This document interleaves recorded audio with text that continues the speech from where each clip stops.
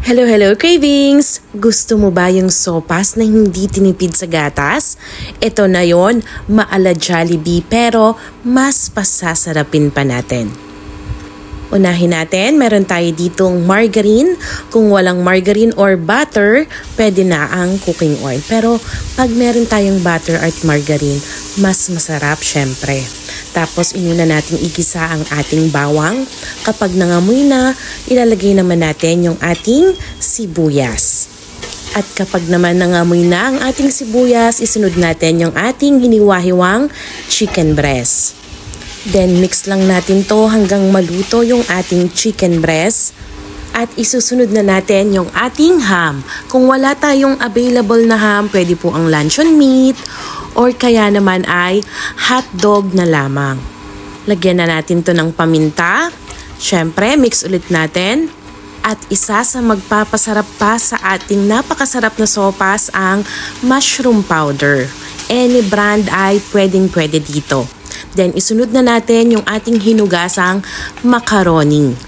Pwede namang hindi nahugasan pero para makasure tayong malinis yung ating gagamiting pasta, hugasan natin bago natin iluto.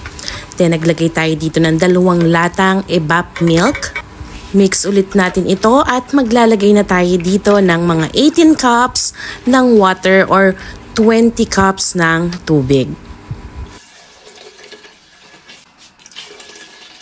Para mas malinamnam, gagamit tayo ng isang chicken cube. Pero pwede nyo yung dagdagaan kung kayo ay natatabangan. Then ilagay na natin ang ating carrots. Then paiinitin muna natin ito bago natin ilagay yung ating mga patatas. Inuna natin yung carrots kasi mas matigas yon kesa dun sa patatas. Then ilagay na natin yung ating corn kernel. Halo ulit.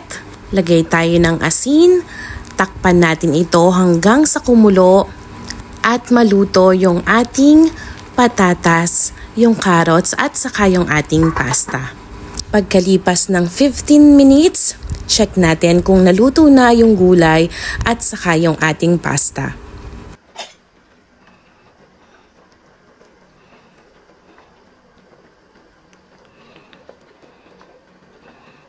Okay na yung ating gulay at pasta, huwag kalilimutan, tikman natin. Then adjust na lang according sa ating mga panglasa. At ready na to serve ang ating napakasarap na sopas na ala Jollibee pero mas masarap sa Jollibee. Ang ingredients natin ilalagay natin sa last part ng video. Salamat cravings!